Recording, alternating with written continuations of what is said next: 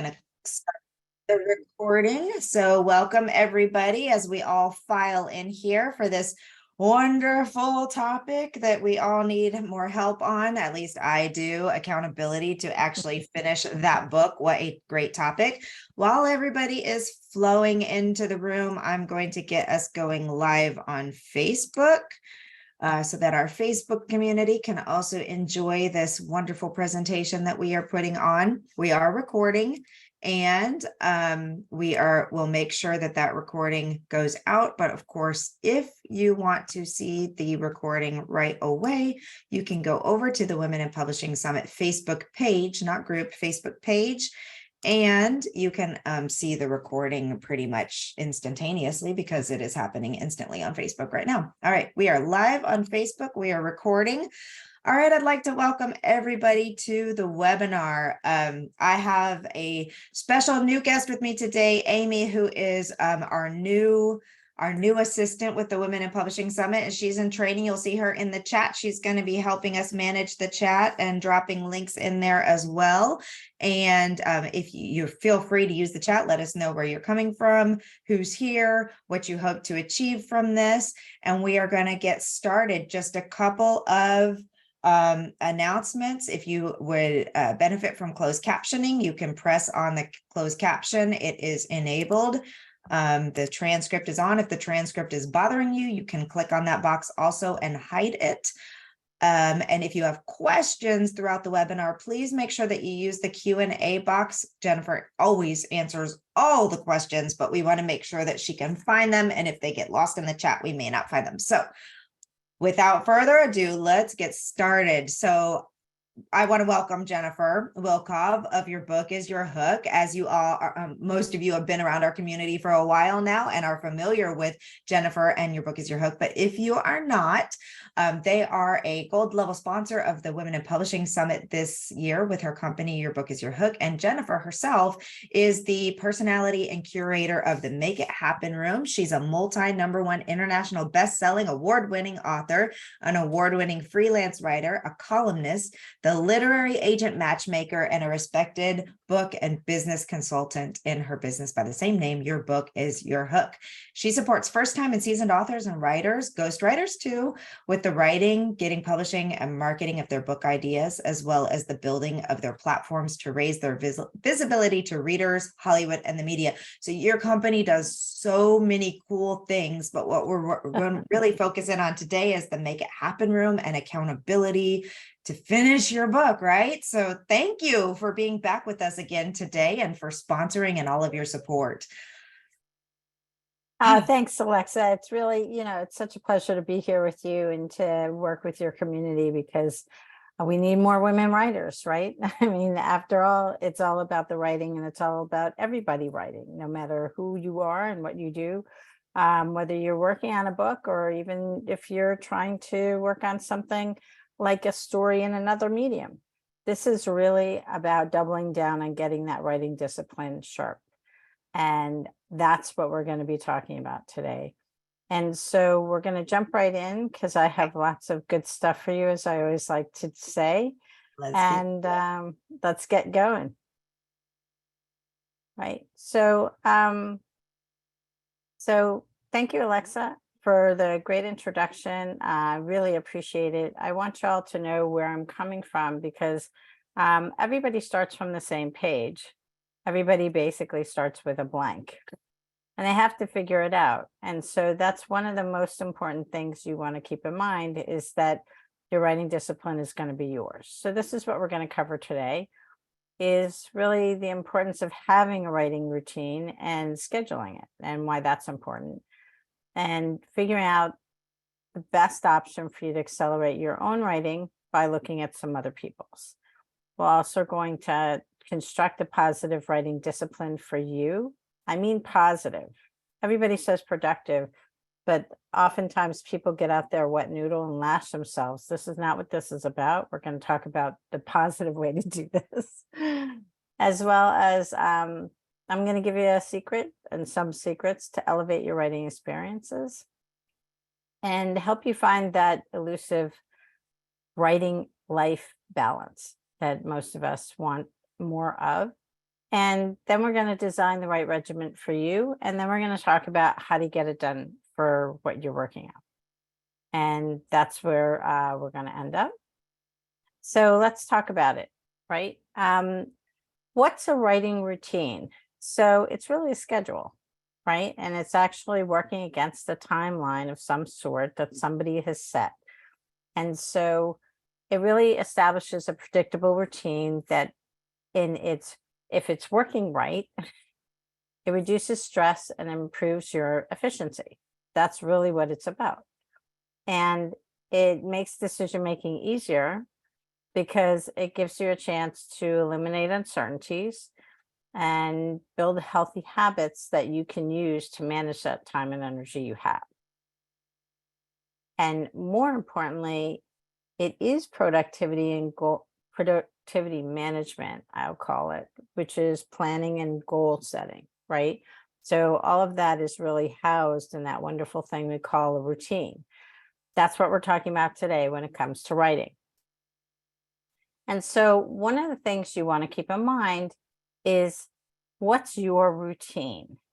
So for a lot of people, what happens is they end up finding themselves in this relationship to their writing that they don't understand, right? And so sometimes it's really happening and you're really moving, and then sometimes you stop. And it's not because you necessarily have writer's block, right? It's also because sometimes you don't really have a routine or a weekly, daily commitment to doing this. It's sort of like people who want to go to the gym. They talk a lot about it. They'll do it a little bit and then they stop. And then they do a little bit more and then they stop. So if you're going to complete however many books you want to a year, we're going to talk about how people do that first, and then how you can do it. Because when we start talking about them, it makes more sense, right? So when I look at the landscape, excuse me, when I look at the landscape, one of the people that I always talk about is Nicholas Sparks. And the reason why I talk about him is because if you don't know his backstory, he actually got hurt when he was in college. And he got hurt in his freshman year, and he was sitting on the couch, and his mother basically got fed up with him and said, why don't you stop pouting and go do something? And in 6 weeks, he produced a 314-page horror novel that was absolutely awful, according to him. And from that, he understood that he could write. It was never published. Okay, then he actually wrote a second novel. He wrote a mystery novel. He never published that either. And then he started doing all of these other things, waiting tables, appraising real estate, buying and selling homes, and selling pharmaceuticals and dental products by phone. So he landed on the pharmaceutical salesperson.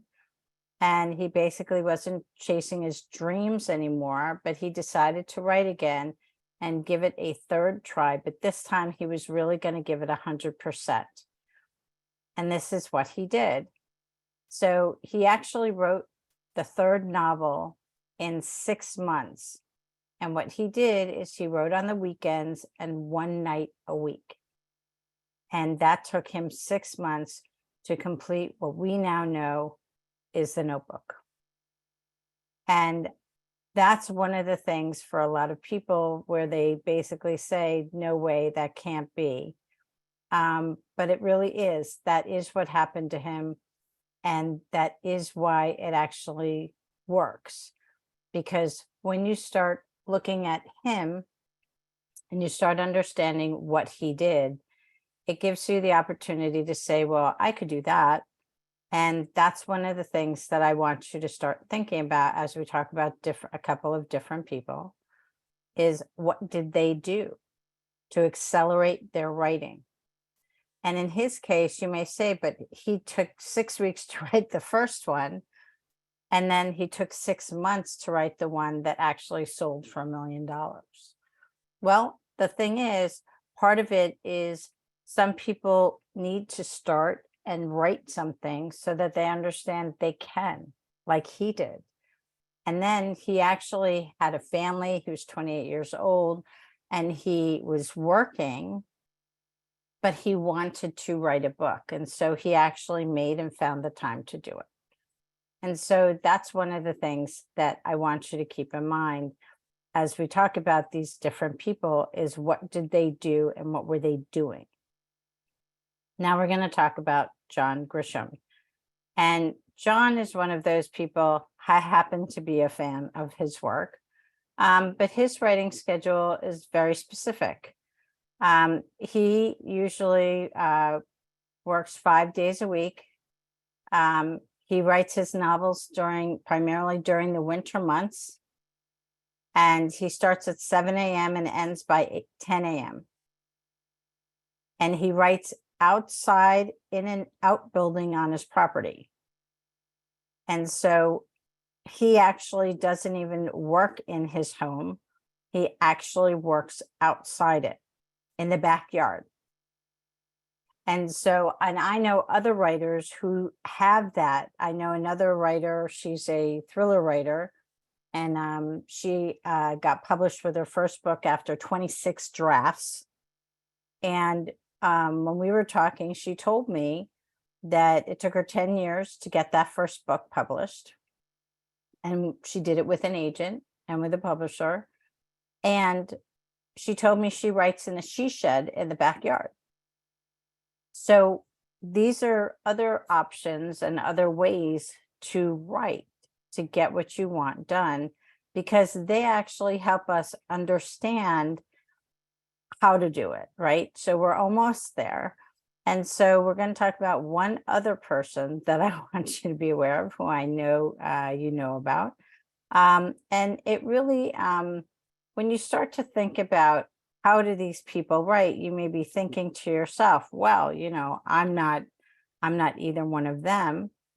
But one of the people that you might be like or want to be like is Jodi Picoult. And Jodi has a great track record and a great history of writing. But when she was young and she was first writing, she was struggling.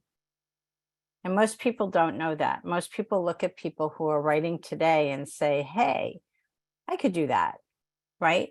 I want to be them. But the thing is, they were you years ago saying that they actually wanted to do this. So for Jodi, who has a family, this is her writing routine. A day of writing looks like this. She gets up at 5:30. She goes for a 3-mile walk with a friend, goes home, showers, gets the kids off to school, and then sits down at her computer and then works until 3:30 and magically becomes a mom again. So when you start to think about routines, some of these pieces start to fall into place, because when you look at the people that you admire, pick your person, you'll find that they actually have certain routines that really work.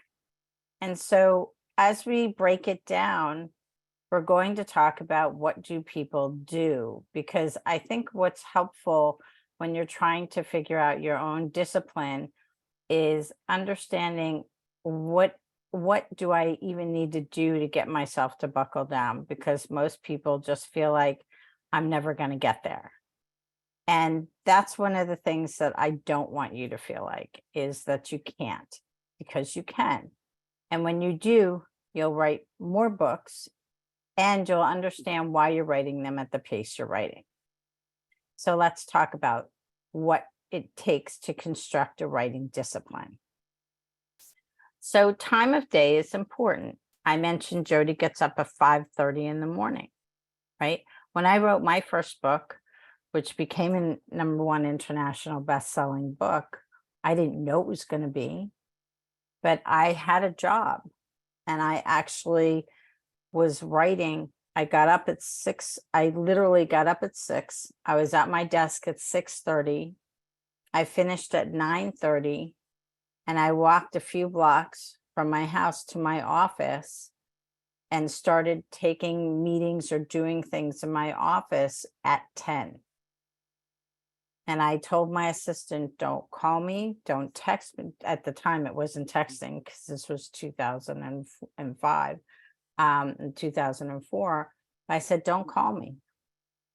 I said, don't send me an email. Don't do anything to reach out to me. This is my writing time. And I wrote my first book in 21 days. And it was crazy, but it was fun. And I was able to actually do it and then work with an editor and cull it down. And it was magical. But getting it on the page for most people is the hardest part. So you have to know when your time of day is.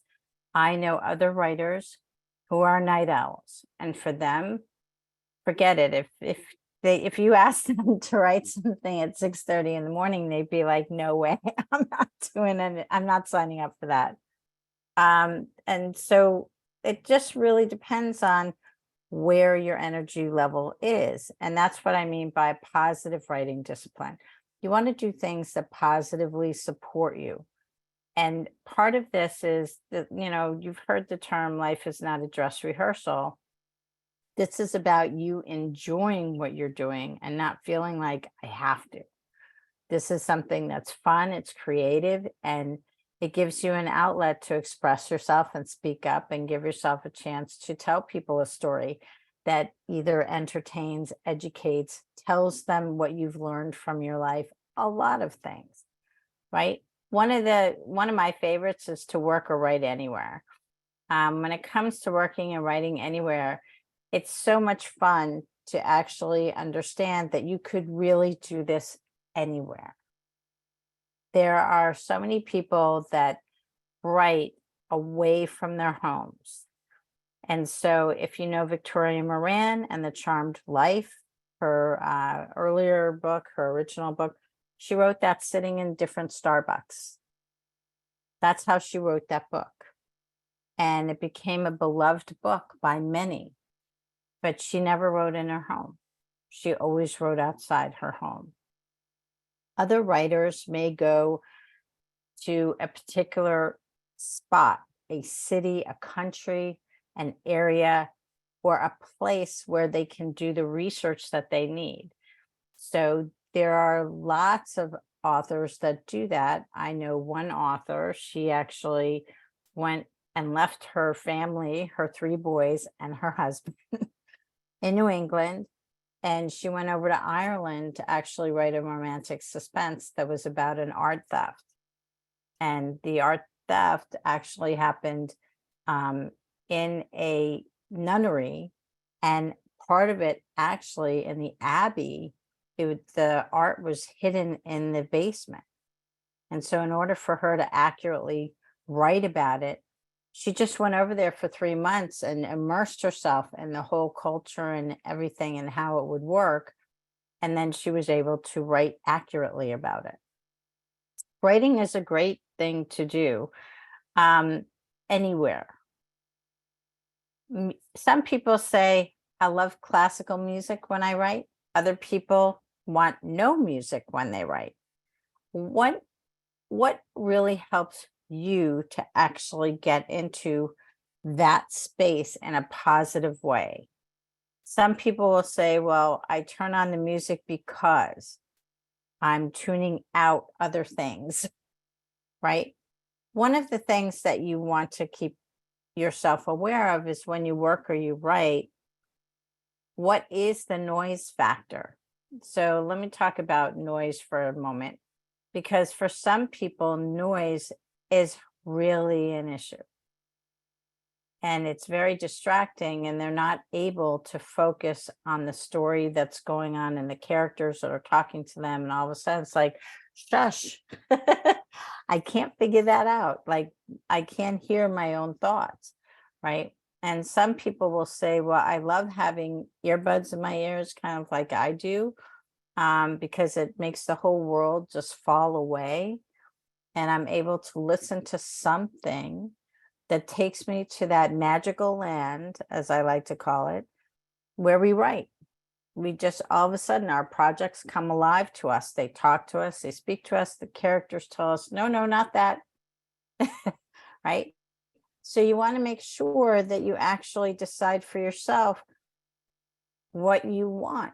And if you're sitting there saying, I don't even know, that's great. Test. We're going to talk about that as we go along, right? So take all of this in. Don't feel like I have to, don't feel like that, because part of it is understanding the whole experience of writing and then putting all your pieces together. So let's keep talking about it, because I think when you start to think about what's positive for you, what's positive for me may be different from what's positive for Alexa, and so on and so forth. And you want to do this in a way that's positive for you. The other piece of the puzzle is the pace. Some people like to write fast, right? Fast and furious. Other people don't. It takes them time to do research. It takes them time to get their thoughts on the page.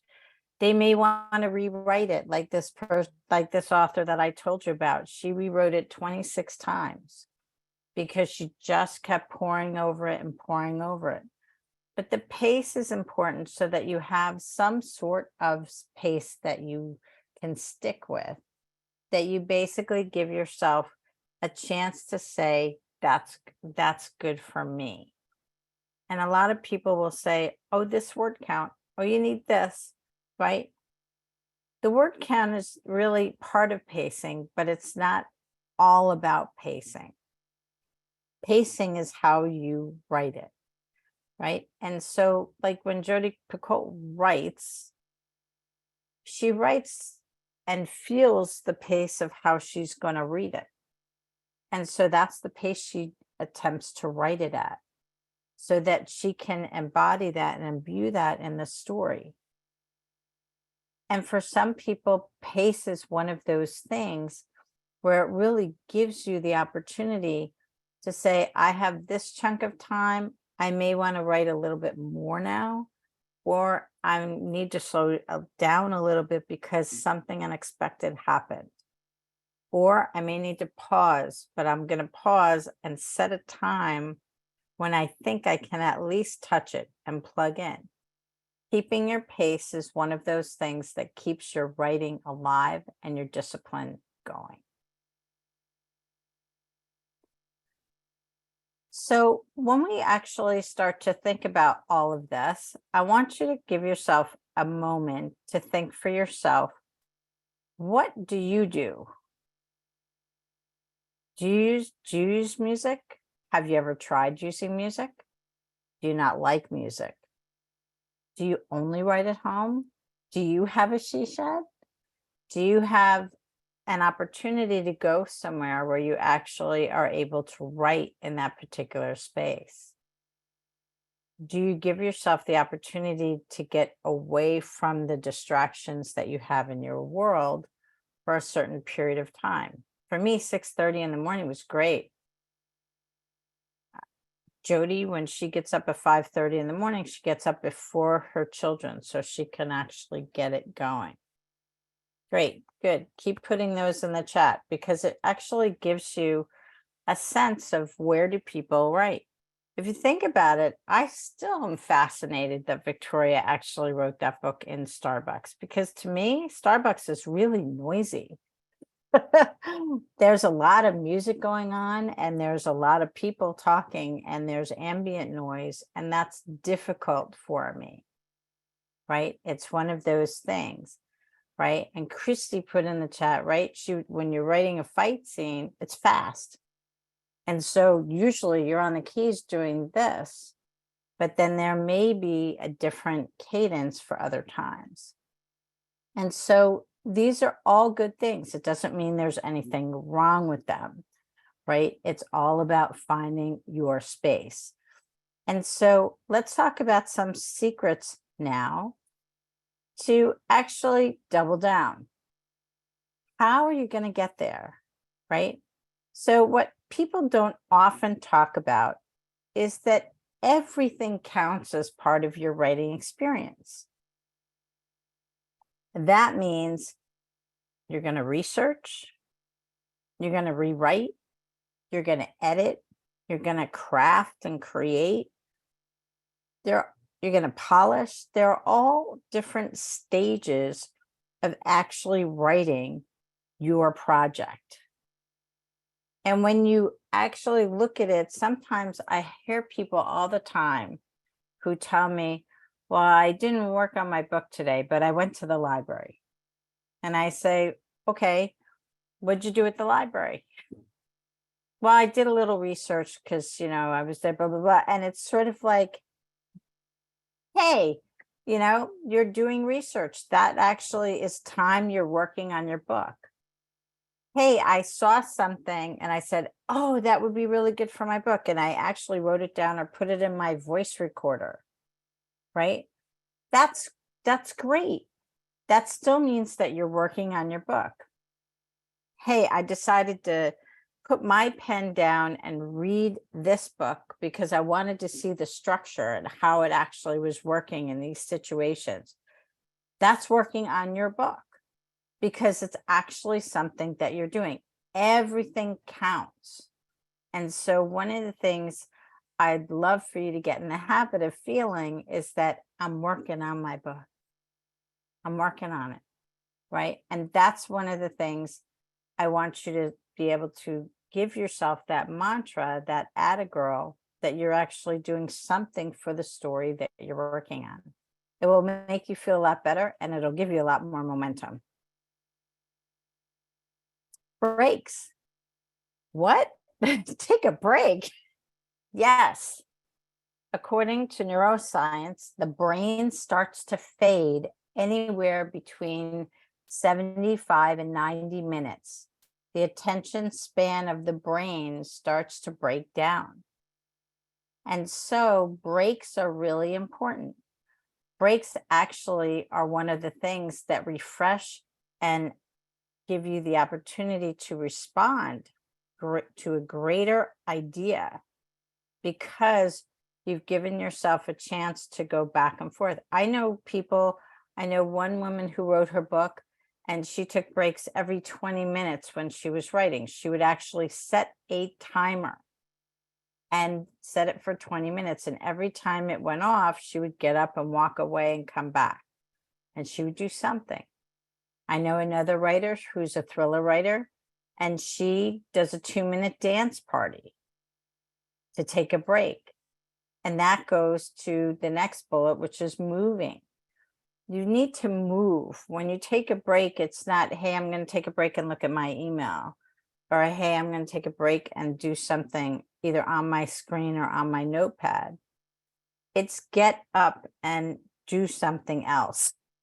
Get up and move, because when you get up and move, you'll actually get more in your groove. And that's one of the key components of continuing to create. When you give your body and your brain this opportunity to craft, and then relax, craft, and relax.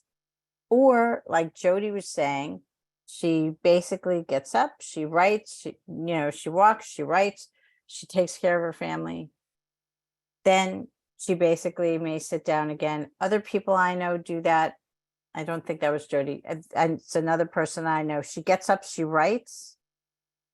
Then she takes care of her family. She gets up at the same time at 5:30. Then she takes care of her family when they wake up. They all disperse and go off into their various either school or work activities. Then sits down again to write. Then takes breaks, takes a lunch break, writes again, goes out for a run, takes a nap. Like, I know lots of different writers, writing disciplines over the years that I've worked with, and also that I've listened to and talked to. There are people in every community, whether it's romance, thriller, memoir, nonfiction, it doesn't matter. Getting it on the page is one of those things that takes these elements to keep you going and keep you steady and consistent, because when you hydrate, it keeps you thinking, moving, and it keeps all your cells happy and actually participating, as opposed to draining. Mindfulness is one of the things that I often love to talk about, because when you come back and you take a healthy break, one of the best things that you can do is actually have a mindfulness moment before you sink yourself back in and desperately try to find out where you left off.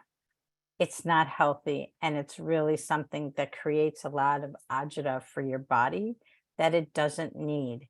And it can actually derail you when you're trying to get up and down from your work. It's one of the things that you really want to be able to do so that you can take a break. If you have a particular memoir, for example, and you're hitting a particularly sensitive part of it and it gets too hot, take a break. If you've been writing for 10 minutes, take a break. If you've been writing for 25 minutes, take a break. It gives you opportunity also to get perspective, whether it's fiction or nonfiction, or if it's children's, just think about it. Give yourself the opportunity to frame it, because when you do that, it works. When you come in with mindfulness, you give yourself a chance to arrive. And that's one of the things that I always encourage, is for you to actually arrive to the writing session. It's a wonderful experience to create for yourself. How do you do it? You know, they talk about bedtime routines and what you should do to actually bring yourself to that state of rest. This is bringing yourself to the state of writing. And it's actually opening up and entering that world and opening the doors. Like if you're writing fantasy, for example, what are the rules here? Oh, yeah. And that's right. We do this and we don't want to do that. And things of that nature, because it actually gives you the opportunity to really engage in your writing, engage in your story, engage in what you want to tell, because that will help you do everything in a different way than if you feel like, I only have 20 minutes to write this. You know, that sort of just forces everything. And it's so much more enjoyable for the reader when you enjoy writing. That elusive time balance we're talking about, the writing and the life balance, is really understanding how to manage your time along with your energy and how you perceive productivity. So this is also, some people will say, I'm just going to write for 20 minutes, or I'm going to write on a particular evening. I'm going to write in a particular morning. My advice as far as a writing balance is you're going to want to measure, adjust, and correct. And remember, whatever discipline you have, you need to check in on it. I usually say seasonally. It gives you the opportunity to say, okay, this is winter. Okay, did it change much from what was going on in the fall? Well, in the fall, we had the holidays and all these other things that were going on. Kids went back to school. So that kind of changed my dynamic of when I was working on it. Now it's winter. Okay, so what am I going to do during this winter season? And then I get to spring. Spring, okay, there are different things that are happening. People need to go to different outdoor sports, and people, there are different demands on you. You may have gotten a promotion at work. Something may have happened in your family. Those seasonal check-ins give you the opportunity to really understand when your writing is going to take place, so that you can live the life you imagine and write the book you did too, because you want to be able to have both. And so a lot of this is about measuring, adjusting, and correcting as you go along, and adapting, innovating, and evolving your writing. When you actually put those components together, that actually helps you bring it together. And that's where you start to really get a routine and a discipline that doubles down and works, because that will get you to the end of your book, and it'll help you with each book you write based on when you start it, what time of year you're writing it, and how you're going to manage your time. So one of the things that I want to talk about for you is, what's your regimen? What is your regimen? And that's really something that's important for you to understand in your own life. I can't tell you what your commitments are. You know what they are. I can't tell you what your priorities are. But one of the things about commitments and priorities is that if they only involve you, that's one thing. If your commitments and priorities involve other people, then you need to let them know what they are. If writing your book done and actually getting it done in a certain amount of time is important to you, you're going to need to inform the people that you've made commitments to and other people who were priorities for you, whether it's what you were doing for them or what you were participating in with them, that you are prioritizing this and want their support so that you can complete it. Because that's what will get you to the end game in a positive and a very happy way, because that will really help you do a lot of that. And part of that is making a priority and a commitment to what you're doing, because managing your work is really something that comes from your physical and mental capacity to write.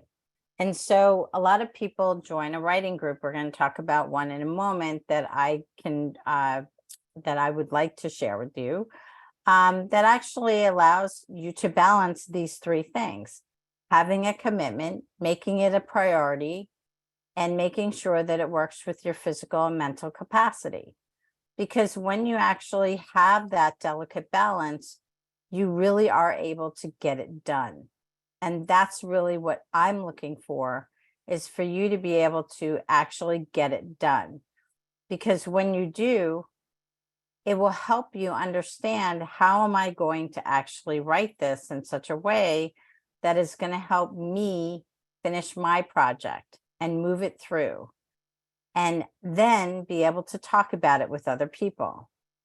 Because one of the strategies that I want you to understand you need to do is, when you do get a publisher, you are going to have a schedule and you are going to have a timeline. And if you self-publish, you are the person who is setting your schedule. Authors that you admire have set their schedules along with their publisher setting it for them. Some of them publish a book a year, some of them publish 2 a year. And they have a whole process for what they do in order to keep that routine going. But they are able to finish their books each time according to the schedule required. And that's something that I really want you to be able to do, because that helps you get in the game. And so what I do is I run a writers group. And so one of the things that I want you to be able to do is figure out if you're that person who being around other people will help you. Because when you do, that actually helps you understand, okay, now I'd actually like to be around a group. And what kind of group? Is it a critique group? Is it a group where you can actually write together in community on your own work?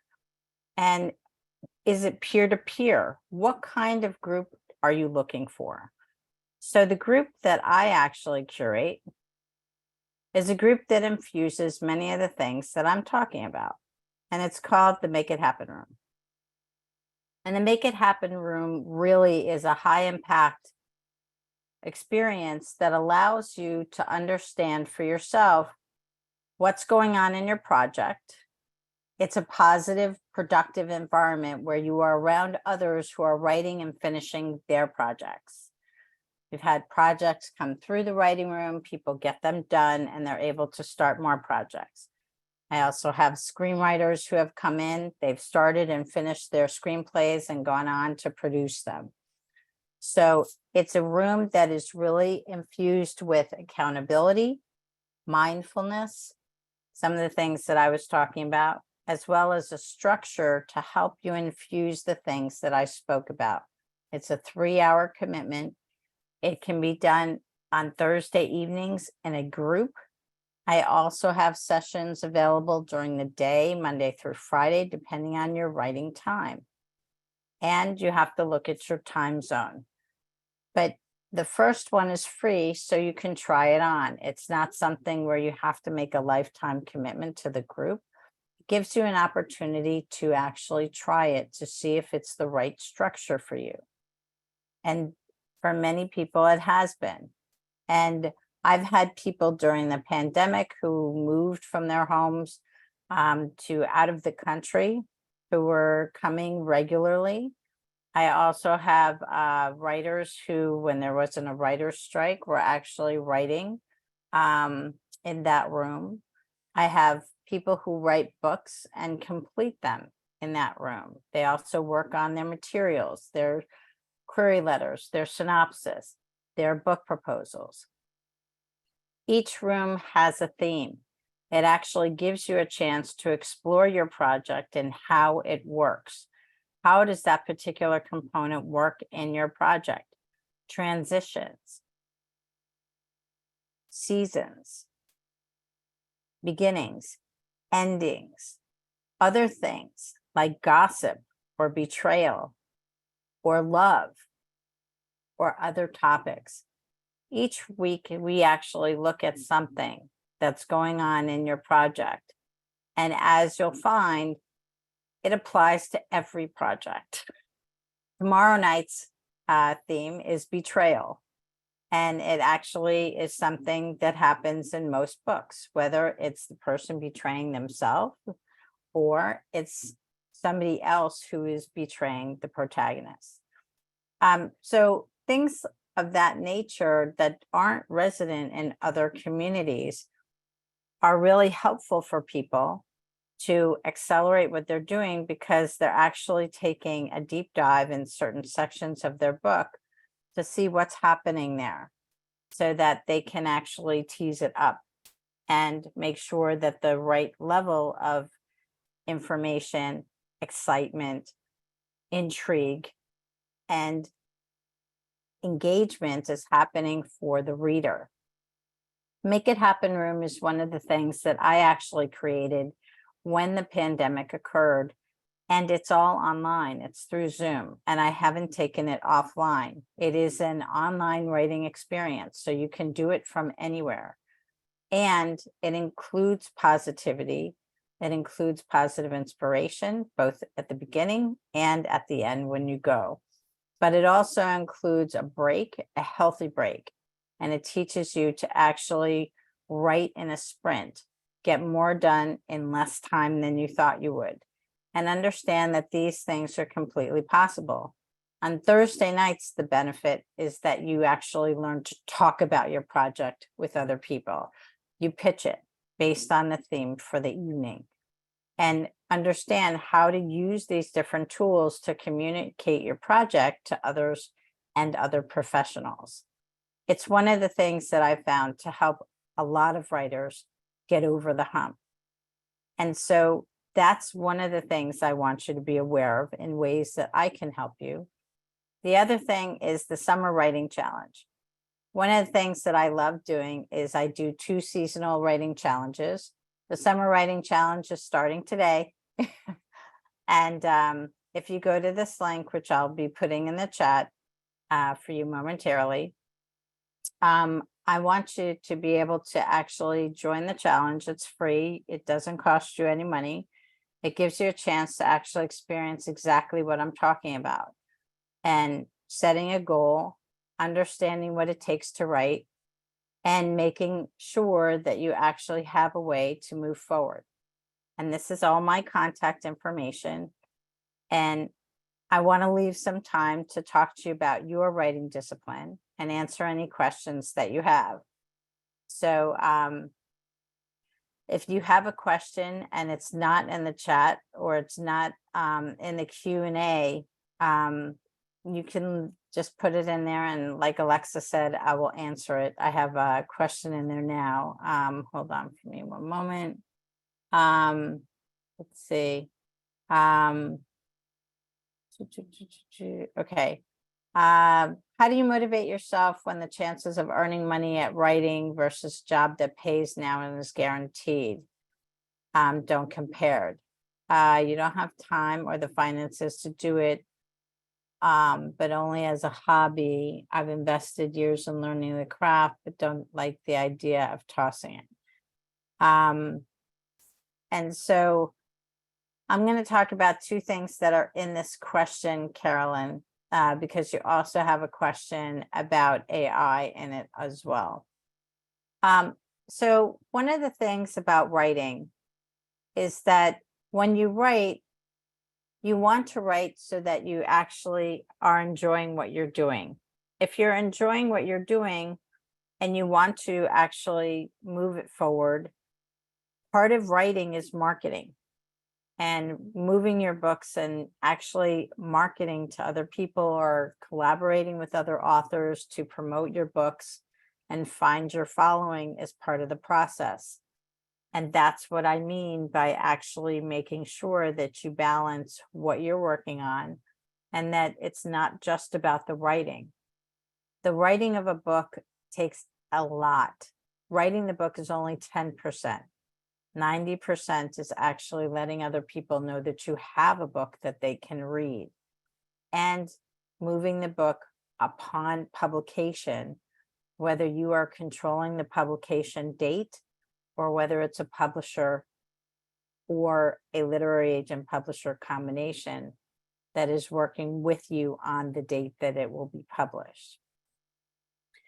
Some people want to write fiction because they just love writing fiction. Other people want to write fiction because they want to be able to do it for another reason. They may want to give it to a particular group that does film or television or another way to actually take that story and lift it. It's really a great thing. Like Beth is saying, you know, people listen to audiobooks, like my company produces audiobooks, right? And so one of the things that's important about the audiobook audience is that when you're walking around, you could be working on your book, listening to another book. Oh, that's how they did that scene. Oh, that's how they wrote about that.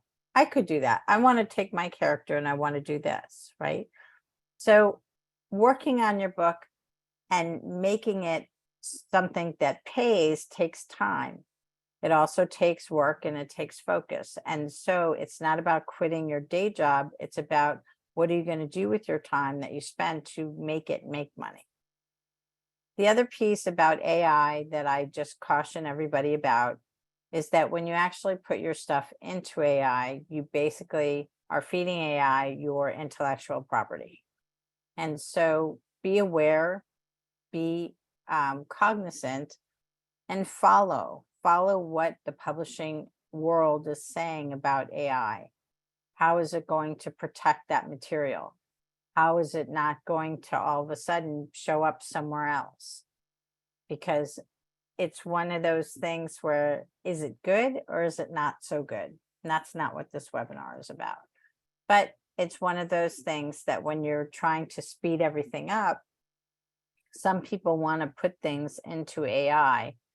And one of the things that has been talked about a lot is that it actually can't speed things up from an emotional and depth perspective, because AI doesn't know necessarily how to write that emotion. It can copy somebody's style, and it just, you know, may seem miraculous. Wow, it sounds just like so-and-so, right?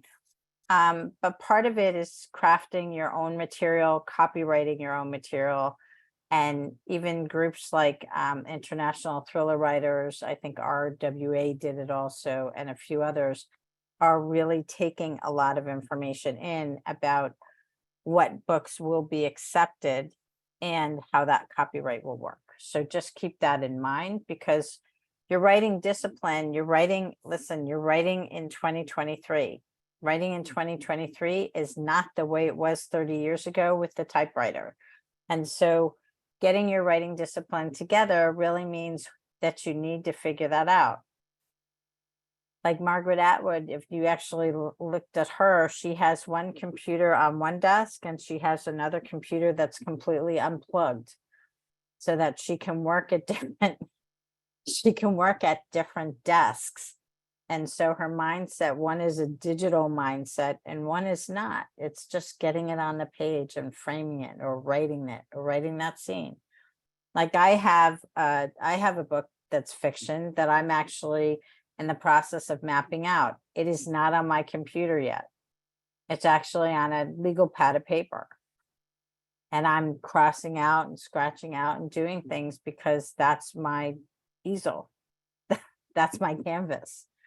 And it's really coming together and I'm having a great time. And I have writers that also use Post-it notes and they'll say, okay, here's the scene. I want this scene to have, no, I'm going to, and I'm going to change the order because that gives you an opportunity to actually do that also. Yes, I'll put that, I'm going to put that back up. So let me just go back to the Make It Happen room. Hold on one second. Okay. So that's the Make It Happen room. Let me go back to the questions. Hold on one second. I'm pretty sure I can get them. Yep. Okay. So that's done. Okay. Another one. Yes, I'll post the summer challenge. Hold on one second. Let me do that. Okay, there you go. Got that. Thank you, Nancy. Okay. So one of the questions is about the Make It Happen room. If it's genre specific or if it's general, and if I find that it makes a difference if you're writing in your own genre or not. And so, Christy, that's a really good question. Because the group that I work with has nonfiction writers, it has fiction writers, it also has screenwriters and script writers, all in the same group. And because they're all working on story, it actually gives them an opportunity to hear how that story is developed. Oops, sorry about that. Let me put that back up. How that story is developed. And one of the key components for some of them is that they may say to themselves, my book is a film, or my book is a TV series, or my book, we also have a woman who's writing a one-woman show.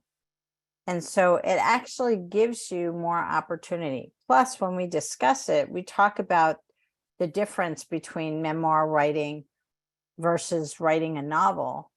And for example, like I'm working with a memoir writer right now. One of the things that I've expressed over and over again to my client is that agents want a memoir that reads like a novel. They want it to be a story. And so not having that exposure puts you in a position where you're just writing it like a nonfiction book, as opposed to elevating it and understanding, oh, that's what it sounds like. Oh, I see. Okay, wow, I hear how you're writing that. I hear how you've brought that scene to life. I want to do that with my own scene. And so that's one of the things when you're talking, like I know agents who go to pitch slams and ask for scenes. I want you to send me, I want you to send me your material. I want you to send me 3 scenes from your book. And so, and that's what they ask for, but they're asking about the book. They're not asking about the film. So it really does help to infuse and elevate your writing experience to be around others who are writing something that may not necessarily be in your genre, and be around people who are at the same time. So it actually helps.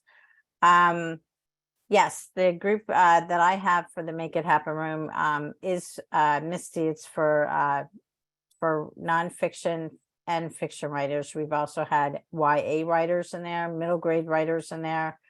It's really one of the things that has lifted a lot of people's projects to levels that they couldn't get them to themselves.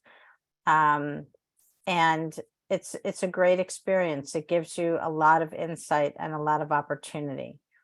And that's really why I created it, was to help you be able to do that with your project, because I think that that's really where everything starts to come together. And for many people, they want to know, how do I actually get my story out? And how do I get my story to help the people that I wrote it for, or to entertain the people that I wrote it for? I want to get it out there. I want to get it to a point where I can actually submit it for an award in a particular peer group. Or there's some reason why you're writing. And one of the things that I say to people all the time is that understand why you're writing. Not everybody can write, and not everybody can say, let me tell you a story, right? And they just craft it, and it's a beautiful, beautiful thing. And it actually gives you an opportunity to do more with your writing. And so for a lot of writers, you have to figure out what it is. Like one of the people that I worked with recently in March, she is part of the Women in Publishing community. She actually is writing historical Christian romance. She came to me. She had published 7 books. She has a following, but she had never made herself into a bestseller. She didn't know how to do it. And she brought me on to help her do that with her 8th book. And we did it. And we literally worked for several weeks leading up to the time that we had identified when the book was going to release and when the Amazon bestseller campaign was going to run, because she was a self-published author. And she did it. And it was, and everything that we had set up and everything that we had designed worked.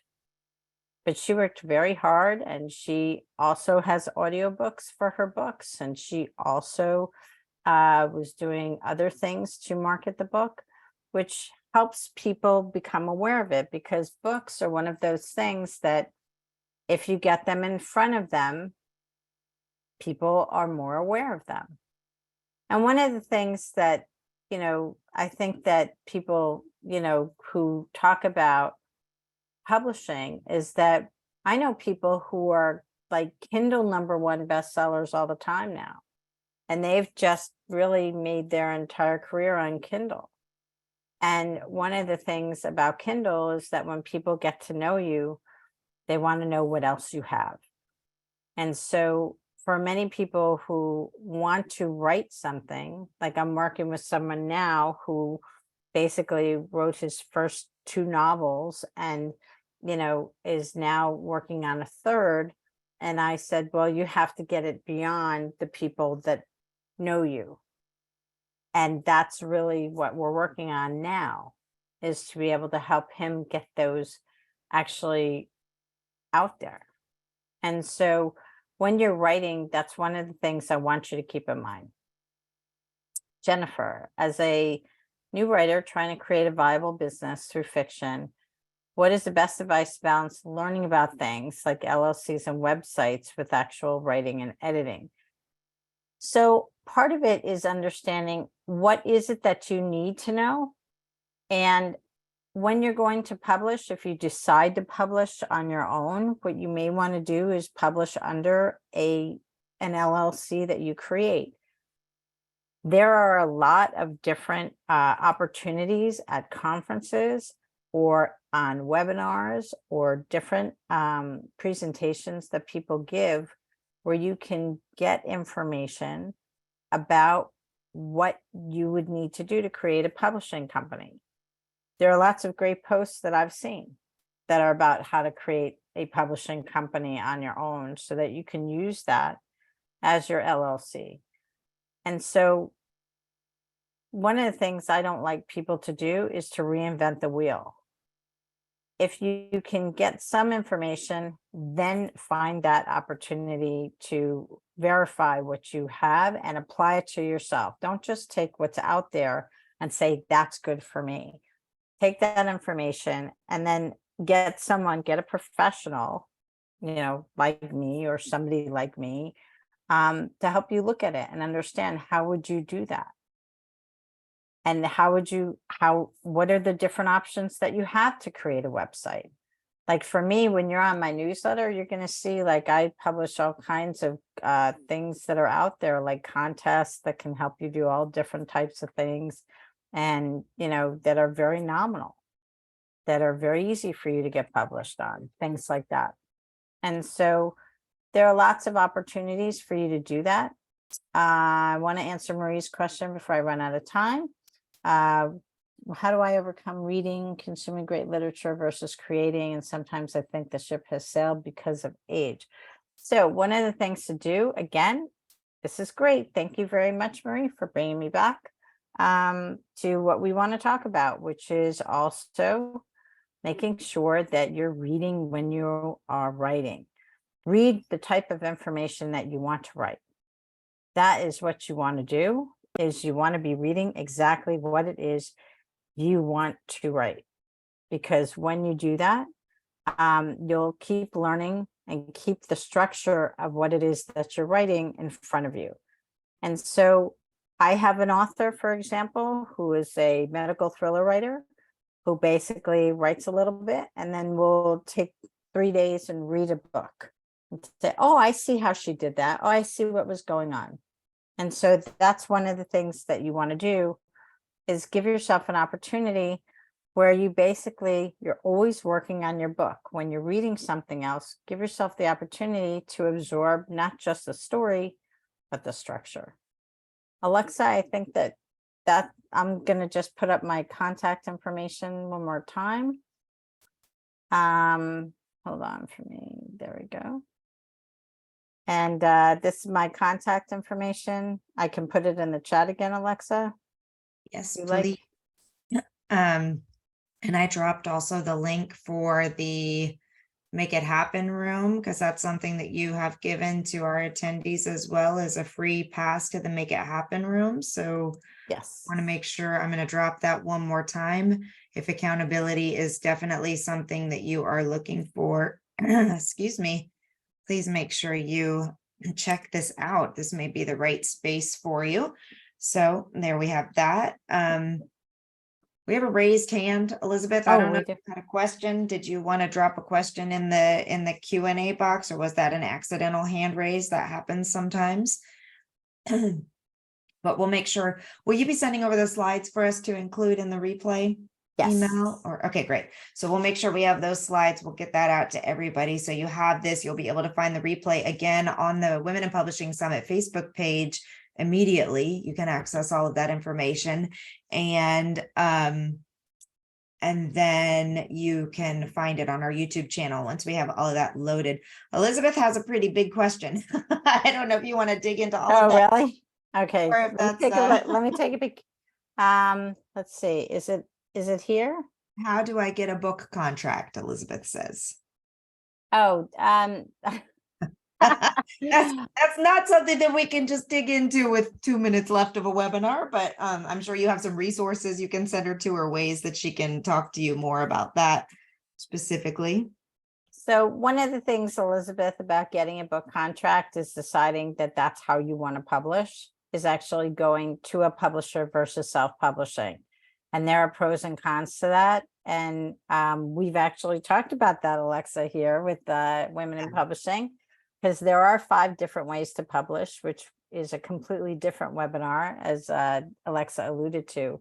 Let me grab that. But the very first thing that you want to do if you want to get a book contract is to learn all the different ways that you can publish and what you're going to need to get one. And all of that answer is in what Alexa is actually getting, Drop that link in here. which is the webinar about the 5 ways to publish, because that, even in the digital world, it is still the same. It is still the same. You still need the same items depending on what kind of book you have and who it's right for, and how to determine that. And there are lots of opportunities to understand how to get that contract and how to do it well, whether you're going to do it from your home or whether you're going to do it by going to a conference and so on. I think I did it in 2 minutes. You did amazing. That was great. I will make sure that we include that as well in the, because that's a very fundamental piece to everything. So we'll include that link in the notes, in the email replay email. Like, oh my goodness. That thing, when you get the email, everybody who registered, it'll be in there. Okay, I don't think I see anything else coming in here. So unless anyone else has questions, Jennifer, thank you again for all of your support and sponsorship. Don't forget to grab your free pass to the Make It Happen room. If this resonated with you, if accountability and getting the book finished is something that you need help with, take advantage of this and see if that would be a program that will help you. It's interesting because yesterday in our membership program in the NWIP school, we had a big conversation about this topic. Basically, Good. we didn't start off on this topic. What happened was when I broke them into the networking room, I asked them to talk about the thing that was holding them back the most right now. Like that's what we wanted to focus on in the networking. And I asked them to scribe it and to come back. And 3 out of the 4 groups that came back said time and schedule management were their biggest issues with getting their writing done. So, this is when 3 out of 4 groups of people, basically like, 3/4 of our attendees came back and said time and getting it done, i.e. accountability and finding the space and place. That tells me that this is something that we all need help on managing. So thank you. This was very, very timely.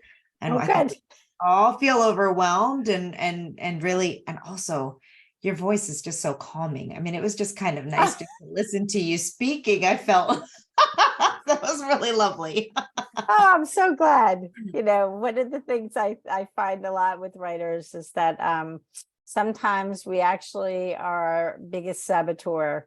And one of the things that really helps to elevate our experiences is to just have a structure that's reliable, that you can count on and trust yourself with. And I hope that's what I've been able to provide today, is a little bit of guidance so that you can find your way. And if the Make It Happen room is right for you, welcome. I'd be happy to have you join us. I hate to hop right back into it again, but I just realized we missed Greg's question. He posted one in. If you're willing to answer one more quick question, Sure. which is it better to go through an agent or submit directly to a publisher yourself? And so that actually, that's a loaded question also. Yes. But from the Also answered in that webinar, I think, isn't it? I think it is. Yep. It's also in the webinar. One of the things for many people is going back to what I was talking about when we were talking about fiction writing, and it's any writing. What do you want to do?